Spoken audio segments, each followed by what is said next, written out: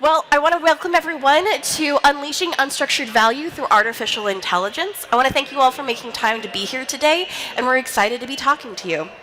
My name is Bronwyn Huron. My background is actually nursing, and I'm going to be talking to you a little bit just as an introduction to set the stage of our panel. After we do this, we're going to do an introduction to our speakers, and then have discussion as well as questions for each of you. So first, I would like our speakers to actually introduce themselves, especially in the context of talking about AI, kind of explaining where are you coming from in the industry and being able to explain to the audience kind of why you're on this panel. Frank, do you mind starting? I would love to. My name is Frank Toscano. I am the head of product management for Consensus Cloud Solutions. I have been in messaging, which started back when I used to run product management for Telex, and then eventually moved into the faxing world, voice, EDI. And today I work on helping organizations bring messaging into the 21st century. Hi, my name is Kareem. I'm a physician by training. Around 40 years ago, I quit medicine, and I now run a tech company. I don't know how this happened, but the reason I actually quit medicine is I wanted to learn from the journey of every patient, because when you make clinical decisions today, it's very subjective. It's what you think is right, but it's not data-driven because we cannot yet understand the journey of every patient because it's unstructured. So they say great companies are started by naive people. That's literally the case here. I didn't understand that this needs AI and like cutting-edge technology. So 40 years forward, I'm now the CEO of Mendel AI, a VC-funded startup in the Silicon Valley, who built a machine that can understand medicine like domain experts. And very excited to be here today. And I'm Trace Abell. I sit as the president and CTO of No2, co-founder of the organization. Started the organization about 12 years ago to provide a very simple and easy way to connect information across the healthcare ecosystem and to let information flow to partners such as Consensus and others that need to get access to patient information in a simple way, but knowing interoperability in healthcare and especially the connectivity part of it is very difficult to achieve. So being able to do that simply, one set of APIs, and drive it back to the system of record and unify workflows on the receiving side. And I'm Michael Marchant. I'm the director for interoperability at UC Davis Health in Sacramento. My team is responsible for getting data from point A to point B.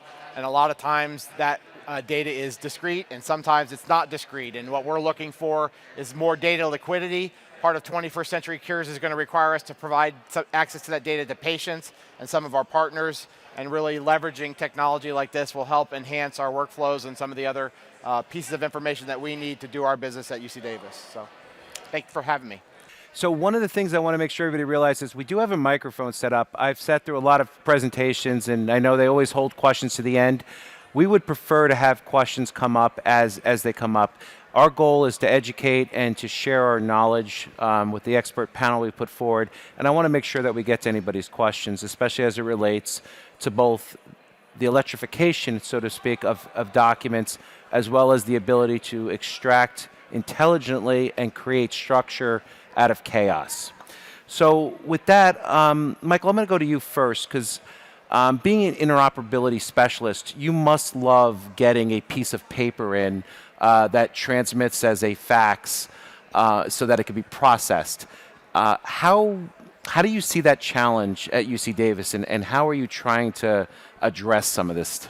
Yeah, I mean, I think if you look at the workflows that are primarily affected by that as a large academic medical center in Sacramento, we have a lot of small provider offices that like to do specialty referrals into UC Davis.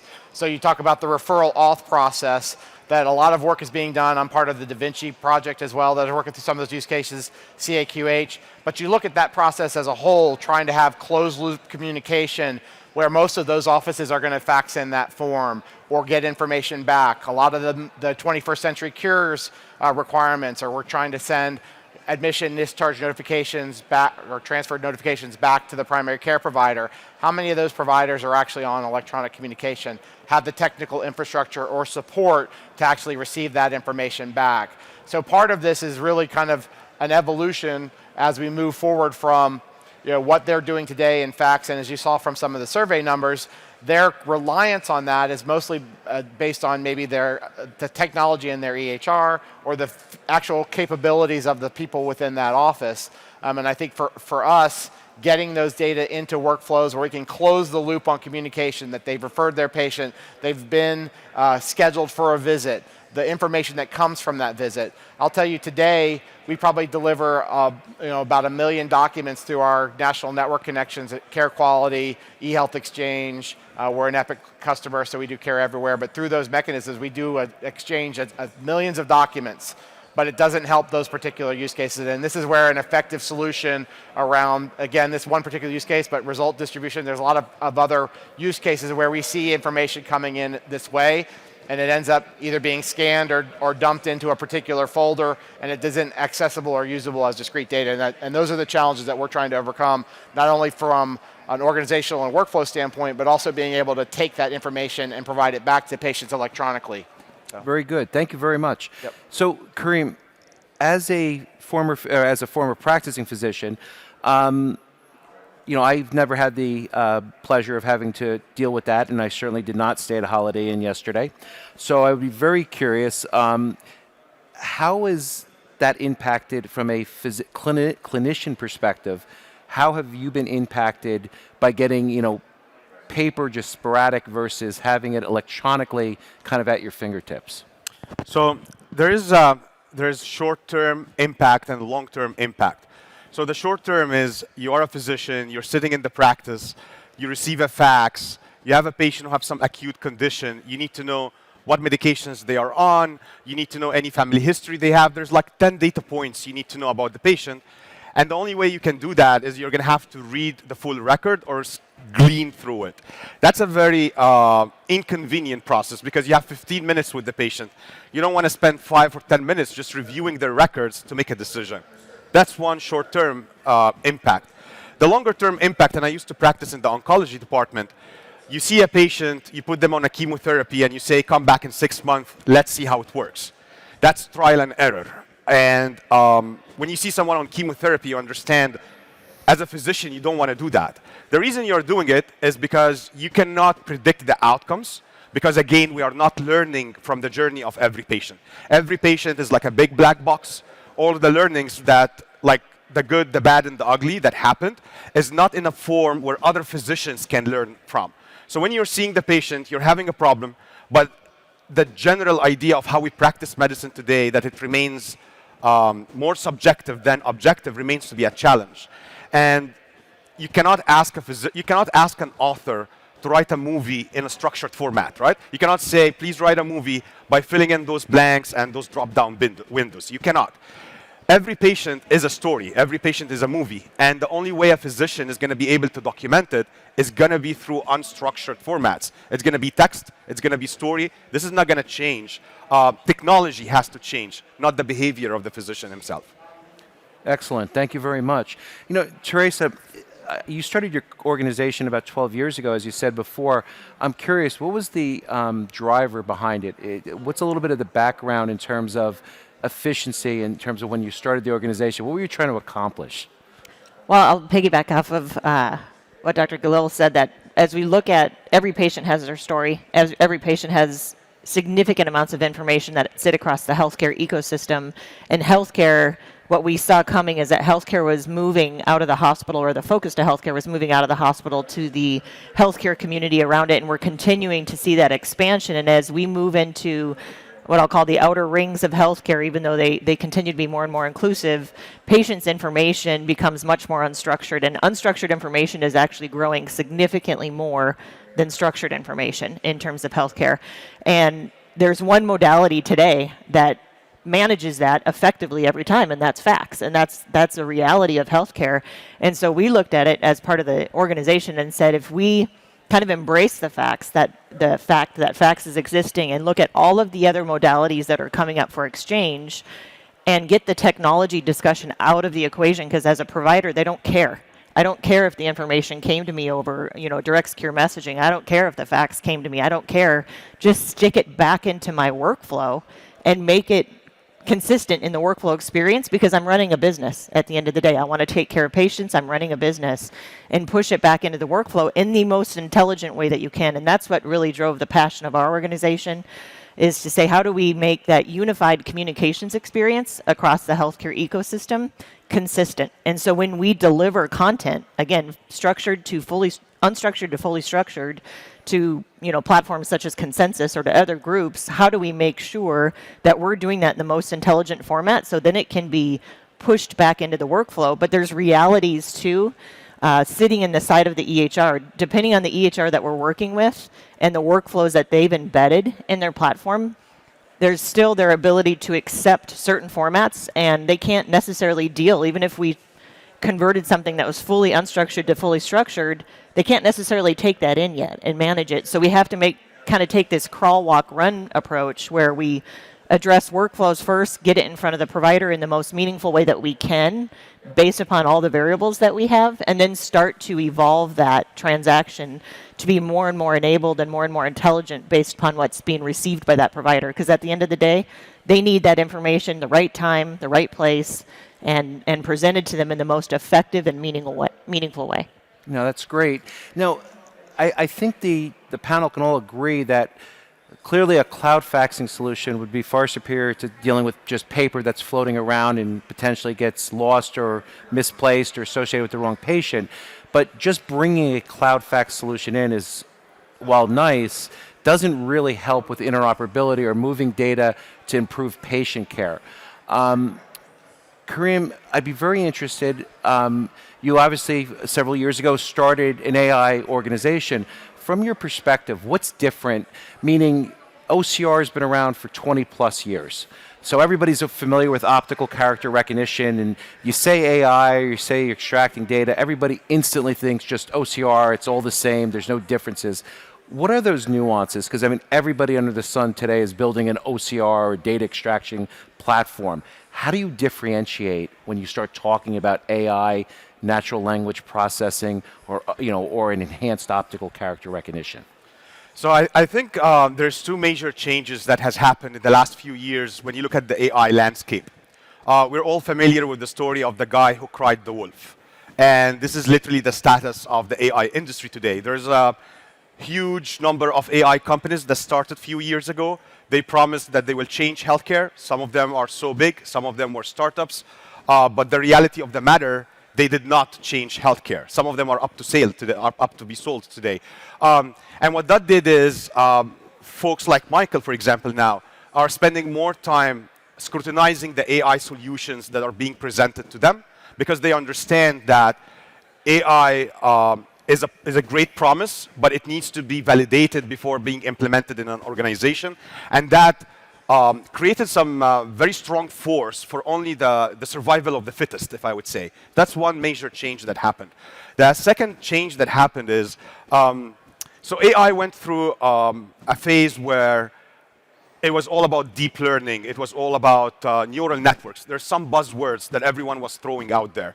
We're quickly realizing now that there is no one good solution for a problem. AI has different tools. Machine learning is one of them. Deep learning is one. Symbolic is different. And you have to combine those to solve the problem. Rather than worrying about what buzzwords you have on the website, you have to worry about what technology is actually going to work for that specific thing. The third big change, big companies like Google, Apple, they tried to build general purpose AI. But up to today, when you ask Siri questions, it still tells you, sorry, I don't know what you're talking about, right? That's the experience that we all have. And we're quickly realizing that general AI is great, but we're not there yet. And every company has to have some sort of a vertical focus. You have to build a healthcare AI. You have to build a financial services AI. So if you talk about OCR, for example, if you look at a healthcare fax, most of the characters are like completely like it's being faxed from one organization to the other, it's being scanned. Some of the characters are not even obvious for a human being to read. the definition of optical character recognition is you're trying to read the characters. So if the characters are not obvious, the OCR will fail. At Mendel, we realized that. I remember my co-founder, he's a tech co-founder, he gave me a report. The word was saying hepatosplenomegaly. And he was like for 2 hours trying to understand the word because most of the letters were erased. And he came and showed it to me and he was like, man, what is that? I was like, it's hepatosplenomegaly.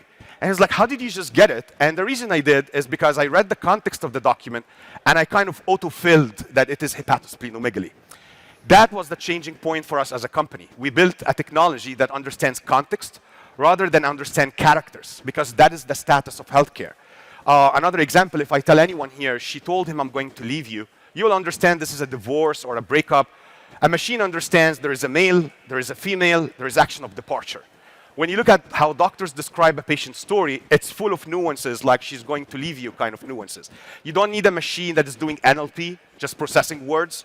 You need a machine that is doing natural language understanding. A machine that is able to understand the context. When the doctor says the patient was on AC inhibitors, it understands that this is a hypertensive patient, for example. This is the kind of AI that is needed in healthcare, and there is a big pushing force now for scrutinizing the AI solutions and focusing on domains rather than general purpose AI. No, that's amazing, and I think the technology is evolving to such a great sense. And it's interesting. I've been doing fax for many years, and I've always explained to people that fax is an analog technology meant to be transmitted over waves, and we've moved to a digital world where people understand voice over IP, and in reality, we've all heard the echo on a Zoom call or a conference call. That's that echo on the IP dropping bandwidth. Faxes don't carry very well over IP, which is why faxing's become such a problem for many organizations. So you add into paper-based, you add into poor transmission quality challenges, and then you add into issues that people have to act on it and don't necessarily be able to read it. It's very interesting. Obviously, if you're a specialist, you can read something, but if it's an admin who's getting it who doesn't necessarily understand these words or be able to have the context the same way, it becomes a challenge. Michael, I'm really curious. I'm sure that UC Davis receives a lot of faxes. How are you, I guess today, how is that workflow being managed, and how could you see things change, per se, if the AI actually could deliver what it claims that it can? Sure. Well, I'll take back to the Clint Eastwood reference earlier. Do you feel lucky, punk? Right. So it is somewhat of a crapshoot now. It's whether the document gets attached to the right account for a patient. It's scanned into our scanning solution. It's a different workflow based on essentially someone acting on that piece of paper, whether we get it electronically or physically. It's really up to a human and that human workflow and to stream that information in. And I think that from our standpoint, and again, just back to a very typical use case for us with that referral, we have implemented some technology that allows us to receive referrals electronically. By getting it electronically, understanding the context of the referral, the referring provider, the reason for the referral, we can actually then route that to the appropriate scheduling resource, whether that's a specialist or something else. We also understand that once that patient is scheduled, where to send the notification to that primary care that they've been scheduled, right? To close that loop so that they're not going, well, I referred this patient to UC Davis, but I have no idea whether they've actually scheduled an appointment. So again, you close that loop. And then once they've been seen, there's some sort of chart note, or there's something from that visit, a visit summary, or something that you can actually send back. So now I've closed the loop. I'm able to close that loop again because I know how to contact them. I know what the information that they're looking for is. I know what's important. And by taking these pieces of paper that come in electronically and being able to route them into that same workflow by getting enough discrete, actionable information, that allows us not to have a separate process, but actually integrate that the data that's coming in via this mechanism to actually stream into a workflow that our employees are doing today, our referral coordinators are doing today, and allows us to be much more productive, leverage some of the automation. Again, as an Epic customer, we have a lot of different work queues and things where things route when there's information that might be missing. we can't take advantage of any of those things if we got a referral in via fax and it was missing some piece of critical information. You can't apply any rules to that. When it comes in with some of those discrete data elements, it allows us to apply those rules, route that appropriately, and be much more productive in this process, again, for referrals and authorizations that we need to streamline, so that if you were to call for a specialty provider, it might take a number of months. And I think some of that may be schedule-based, some of that may be process-based. And I think improving the process will help with that problem. So that's great. Teresa, from a Note 2 perspective, you really have changed. I remember when I first came across you guys working with Xerox, you were really starting to push into these smaller healthcare organizations and trying to change the dynamic, so to speak, of the way that they were actually doing business and trying to make it more efficient. I know working with you that faxing is still a prevalent part of the process. If we were able to make the automation process that much more efficient, how do you see it changing these practitioners in terms of their work habits and the ability for Note 2 to deliver higher value services? Yeah, you bet. If the fax is still part of the equation, kind of piggybacking on what Mike said, you have the ability to take the data through tools like Mendel, be able to wrap the fax transaction with detail that gives me enough information about that particular transaction where maybe I can funnel it back into an existing workflow. Depending on the EHR, it's going to be different.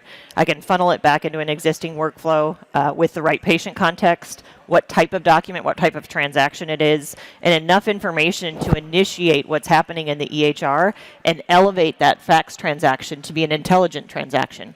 And it's absolutely through tools, again, such as Mendel and our ability to wrap that transaction and push it back into the EHR's workflow to what's already been built, where the applications team have spent huge amounts of time, and bring it back into that. It's a significant game changer. And then as we work our way into the ecosystem, you start to be able to create a different type of transaction, where in these small providers across the community, where they're, in some cases they don't have an EHR, or they're utilizing, a hybrid EHR or some sort of tool. How do we capture that at its source and start to make it more intelligent and drive it back into it, knowing that it's still very much about a story, about the patient's story, and protecting that and structuring the transaction in such a way that it, again, flows back into the EHR's workflow. That's great. I think we have a question from the audience.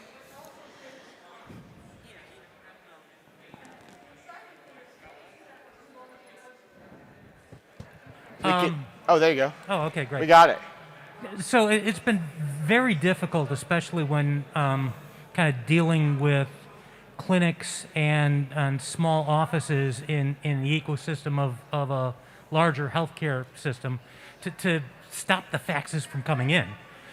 And we know ONC and CMS for years have been saying we have to get rid of fax. Are we suggesting that the kind of technology you're talking about, that argument starts to go away? I don't have to continually work with my small providers to say, you got to change what you're doing. It's more on the receive end. I can change what I'm doing to be able to receive this transmission in a meaningful way. Can I jump on that first? Please. So how long have you been trying to get rid of fax in those provider offices? About 20 years. Yeah, it did. So I implemented, with Recovery Reinvestment Act, I did essentially an ASP model for EMR deployments into small practice offices. And part of that process was to look at their workflows and technology. And essentially, they didn't, and this was in 2004, 5, 6, 7, like that, right? And they didn't want to get rid of the fax now. So we've been working on that problem. And as the implementer, so I was at Sutter Health, as the implementer, we had all the impetus in the world. I have something flying around. By the way, with this, I feel like I'm on 2 Zoom calls at the same time. So my apologies if I get distracted. Those of us who have done that, with the split brain doesn't work when you're actually talking. But I think that for we've been trying to do that for a long time. So what we're trying to do is take control of that interaction. We're unable to change the behavior of the external source that's impacting our ability to deliver care. And again, that workflow automation and some of the tools that we have access to and the technology we have access to, that they do not have access to, especially when you get into things that didn't have recovery and reinvestment dollars like behavioral health or SNFs or some of those other industries that may not have advanced technology and be on paper, and that's their only mechanism to communicate with you as a large organization. I think you just have to flip the equation and say, okay, I'm not going to change their behavior, so what do I need to do differently to enable the workflows and the digitization efforts that I have in place and take advantage of those things. And I think that's where, as an organization, you have to kind of make a decision on, do I try to continue to take my provider reps and run out and try to educate them on how to use, like for us, Physician Connect is a big driver in the community to try to get physicians to log on to another portal to do something? Or can we just say, okay, you do whatever you need to do, as long as you get us this information, we'll figure it out. And I think that's really the paradigm shift here, is to try to move in that direction, because as much as we've all liked to control other people's behavior, even with the mask mandate and getting on planes, you see that you can't do that, right? So you might as well control your own behavior, wear your mask, get your vaccine, and move along. And I think, again, I'm correlating, widely separate things, but it's the same sort of deal, is that you've got to just make a decision and move that forward. So thank you for letting me go. No, absolutely, Michael. I think it's a great real life experience.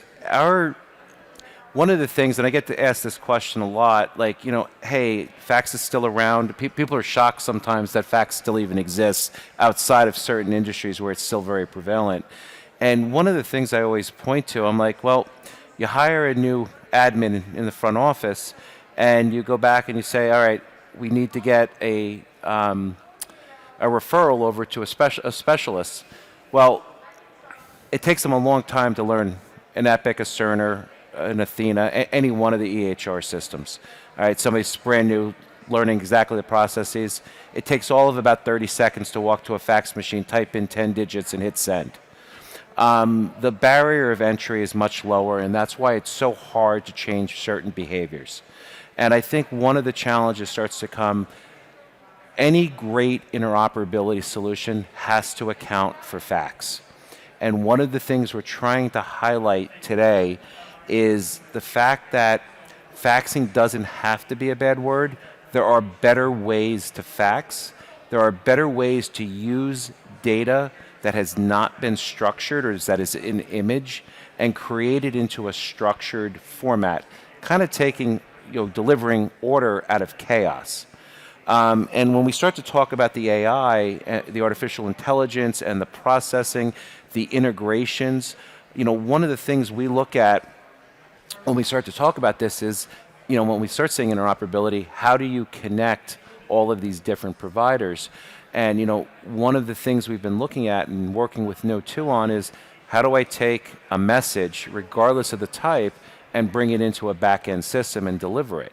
Now, my expectation is people are still going to have questions on, the NLP, the OCR, and one of the things that came to my mind in some of the discussions I've had with my teams, and I'll go, Karim, with you on this one, why is it not better just to hire more people and have them do this versus, machine learning? Should I really trust a machine over the human being? Is not the trained medical professional going to know more than some, back-end machine that's just processing data? Why should I rely on that? How much more accurate is it than a person who's been clinically trained? Yeah. So obviously, as one of our biggest problem in our sales process is the trust between, like, why should I trust a machine? And this is not only in healthcare. My wife lately got the experience to, we got a Tesla, and we got it because it has autopilot. And for like 3 weeks, I've been begging her to turn on the autopilot. She's like, no, I'm not going to do that. Humans intuitively do not trust AI. There is a problem between the trust of the machine and the AI. They probably watched Terminator. Exactly, exactly. Don't trust the machine. Exactly. Right? There's two layers for that. One layer is on the tech side. AI, there's techniques in AI that are black boxes. And it's really hard when you ask a physician, your patient, the life expectancy of your patient is 2 weeks. Your patient is going to die in 2 weeks. The first question the doctor will ask, why? And if the AI cannot explain itself or prove why this conclusion is valid, you cannot blame the physician that they didn't trust the AI system. So at Mendel, we realized that, and we decided to build what we like to call explainable AI, meaning every time the AI makes a conclusion or extracts something of the record, we show you the context. So for example, the AI says the patient has complication X, Y, and Z. We will extract from the text where did the AI derive that conclusion from. So that's one piece, is you have to build AI systems that can explain themselves. You cannot build a black box in healthcare. The other problem is there is a very successful startup that started a few years ago, and they wanted to abstract medical records for pharma companies. They wanted to look at medical records, extract information, and sell it to pharma companies. Extracting information from a patient can take somewhere between an hour and 6 hours. In one single year, they invested more than $80 million to abstract around, I think, 200 patient medical records, full longitudinal journeys of patients. So 60 or $80 million, an insane amount of hours, and employing around 1,500 nurses across the country. At Mendel, we are able to abstract 2 million patients in 20 minutes, paying AWS or GCP like $100. So obviously the economies of scale here is like not even comparable. The only challenge that we had to go through is again context understanding. The reason they relied on nurses is because the nurse can understand context, can understand why did the physician ask for this, can connect the dots. For example, the patient was recommended for colonoscopy. That doesn't mean that the patient actually went through the colonoscopy. It means it was just recommended. Now you have to move through the records and see whether the patient consented. Did they go through the colonoscopy? What are the outcomes of the colonoscopy? Machines today cannot do that, except Mendel. But general state of AI cannot able to do that. That's why you rely on human beings. Shameless plug. So what we have done here, what we have worked on is one, context understanding. Two, time understanding. A patient, again, is a story. You cannot just read a snapshot of the medical record and try to drive conclusions. You have to read a year worth of records and stitch together the events and the chapters of the story to fully understand what happened. So I think this is, there's two vectors here. One is domain understanding. The second is the AI being to explain itself and prove why you should trust what it can do. Excellent. I think I only have a few minutes left. I will ask Michael the last question. So Michael, you've heard taking paper facts, let's keep it digital. We partnering, to extract out highly intelligent or highly valuable data to where we can pull out patient demographics and structure it so it can actually be consumed, whether it's into a CCDA or even a FHIR message. And we've heard where, our partnership with No2, we can actually deliver to just about anywhere in any back-end endpoint or system, whether it's a direct message, direct interconnect to an Epic or Cerner or Athena. How would that change, in your mind, having done interoperability for so many years? How would that change the game, not for just UC Davis, but for other providers and thank you for the question. I think I touched on it a little bit earlier. Essentially is we're not taking, for those of us who have done systems implementations, and I've done that for a large number of years, is you tend to only implement 20 to 30% of the capability of the function of the technology that you have, because there's limitations on workflow, there's limitations on training, and just time. General time is I can't train or understand how to deploy this technology to the fullest extent of its capabilities. And what we're learning is as we move forward and have these technologies deployed over time, by having access to this sort of information, we can expand that automation, expand our deployment, take advantage of capabilities that might have existed for a long time that we weren't able to take advantage of because we just didn't understand how they worked. And I think part of the process here is to have a good foundation on how your data structures work, how your systems work, and where this information plugs in. And I think that will allow us to take, again, even more advantage of the systems that we have in place to leverage the automation, the integration, and the interoperability, not only for workflows inside of our organization, but also impacting the partnerships with organizations outside. Again, those small providers want the least amount of friction to do business with your organization, especially, if, again, being a healthcare center, right, or a hospital. So what is the easiest and frictionless, is that a word? Frictionless way, I can't say it anyway if it's a word or not, to make that interaction occur. And again, by meeting your customer where they are, whether that's the provider or the patient or the payer, there's my alliteration, that is going to be your easiest way to take advantage internally of the tools that you have access to, the automation that you've implemented, and really enhance your workflows. I think that for us is a game changer as opposed to trying to change others' behavior, changing how we approach the problem.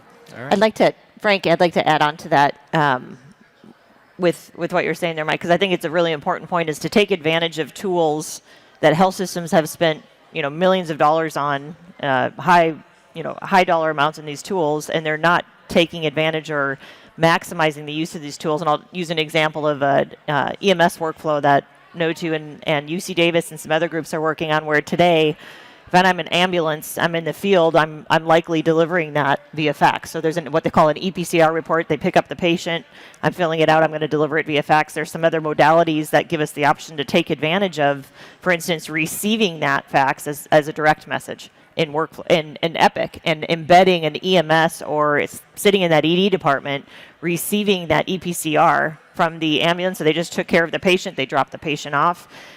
But that whole concept of using direct messaging, if you look at the stages of meaningful use, it went through kind of a phased-in growth process with the health system, where they use direct messaging for kind of outbound referrals to meet their transition of care measures, to meet their quality measures. And then they started to expand it, and now we see health systems saying, hey, wait, I have this set of tools where no matter how information is coming into me, these tools are meant to unify workflow within my four walls. And what can I do to unify workflows and allow everything to kind of be absorbed back into these tools, which I think is a great example to say those tools are not being taken advantage of today, and they can be, and the combination of what Consensus does with the tools that are native to EHRs, because they went through that certification process, it really drives a lot of opportunity for value and automation. That's awesome. So I think we've used up all of our time. I would like to thank the panel for joining us today. I hope the audience got everything that they expected out of our session, and thank you very much for attending. Have a great day.